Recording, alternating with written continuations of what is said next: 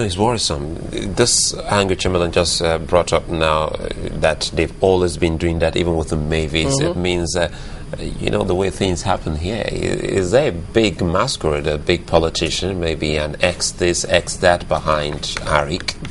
Because I don't see myself floating an airline and you let me be with $1 million, $2 million till $7 billion.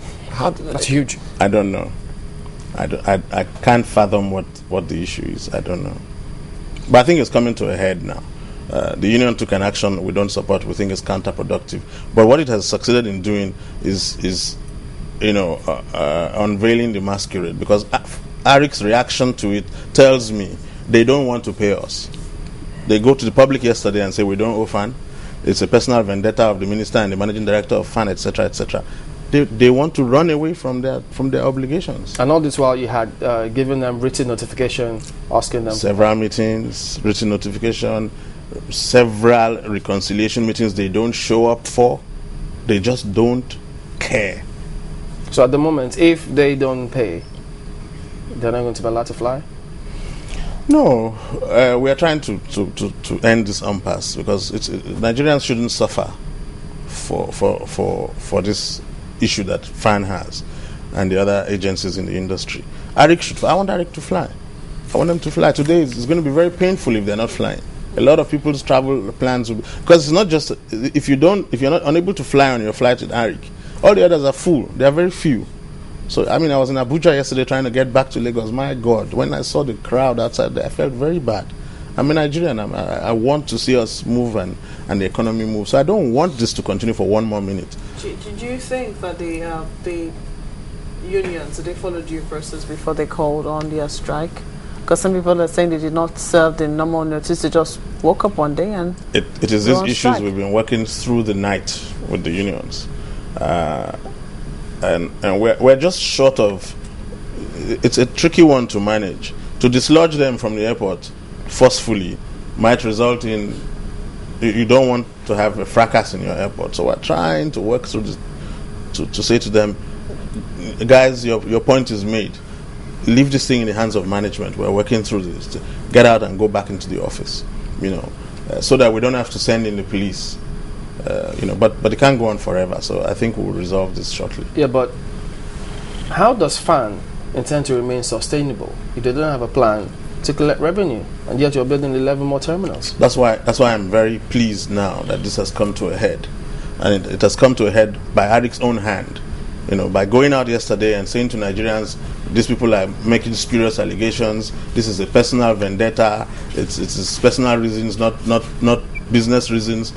We are now going to say to them, all right, now let's get down to the nitty-gritty of this. Where's my money? That's what I'm going to be asking them now. You guys have said to the public, I don't owe you. Lie. It's not going to be acceptable. But do you think it's a good idea to make Arik a national carrier? Again, no comment. Why not? No comment. I can't comment on that.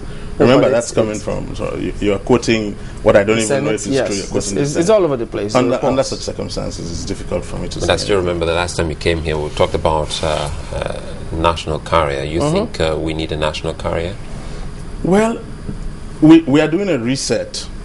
We need carriers in the industry that operate like the carriers that operate elsewhere in the world, that are capable of operating credibly and reliably and growing over a period. At some point, it looked as if we had that with Arik and with Air Nigeria and all that. We need to reset. Arik has invested marvelously. They have a world-class op center. They have world-class aeroplanes. They have a world-class headquarters. They have a staff that's fairly international. They have all the ingredients to be a successful carrier, and I would like to see them succeed. Would it be a good professional decision if Arik Air were to be made the national carrier tomorrow? Again, this is above my pay grade. No, professional decision, not just maybe for this fracas. It takes a lot to do that, and it starts from discussions. I'm not even aware that any such discussions have started yet. But does Arik have a foundation? Yes, it does. Would like to have new entrants in the sector, new entrants? Yes, there are going to be one or two new entrants. There will be one or two credible new entrants with all the prerequisite requirements for success in the airline business. And that will generate healthy competition across the board. That's why I say the industry is in a reset, and it's going to get better from here. I know that. Well, the restructuring that's going on now, I mean, the minister already acknowledged that you are a couple of months back in terms of delivering on the infrastructure across the airports. Can you give us a definite date now when the airports will be fully completed? I mean, the renovation's done. We're going to start commissioning in October. I think we will start with Kano. I think between Benin and Owerri, one or the two of them will be completed before the end of October and ready for commissioning. I'm targeting early November for the domestic terminal in Lagos to come on stream, which is a fantastic facility. When it's done, it will be a pleasure. And the E-wing of the international expansion, early December before the rush. It will be a whole new airport experience. Chamberlain, sorry, before he leaves, I think just one more, because you know this aviation sector is dynamic, and everyone really needs to get to hear from FAAN. Could you also tell us why the deal with Richard Branson, Virgin, why it failed? And I'm quite sure you also saw that story in the news space about that particular deal. It's difficult to know. I wasn't very close to that. But we're also learning from that in the process going forward.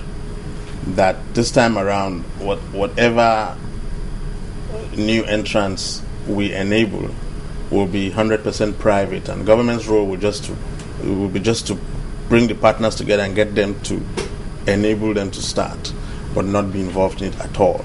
Whereas the Branson model or the Virgin Nigeria model was a partnership between the Nigerian government and it talks about a whole lot. People asking for money, asking for cut, asking for percentage, to the extent that it was choky. That's what he says.